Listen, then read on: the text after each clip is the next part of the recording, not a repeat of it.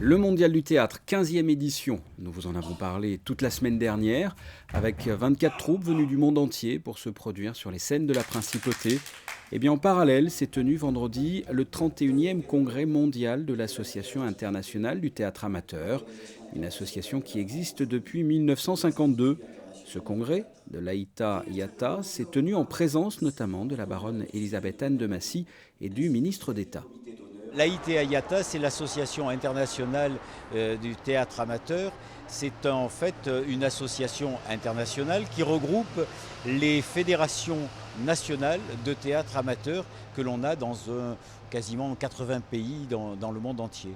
Donc on en a en Europe, bien évidemment, c'est là où on en a la majorité, mais également en Amérique, que ce soit du Nord ou du Sud, en Asie, en Scandinavie, en Afrique aussi un petit peu. Et donc c'est l'idée au niveau international, si possible on tend vers le niveau mondial, de permettre aux différentes fédérations de dialoguer entre elles, d'avoir des contacts, d'avoir des échanges entre gens qui partagent un petit peu le même domaine d'activité, la même passion qu'est le théâtre. Une quarantaine de pays étaient représentés lors de ce congrès statutaire, un congrès qui se tient tous les 2 ans. A noter que dans la soirée de vendredi, les bénévoles et les comédiens ont assisté à la soirée de gala du Mondial du théâtre au Sporting d'été, en présence de la baronne Elisabeth Anne de Massy et de sa fille Mélanie Antoinette de Massy. Une soirée en rouge et blanc.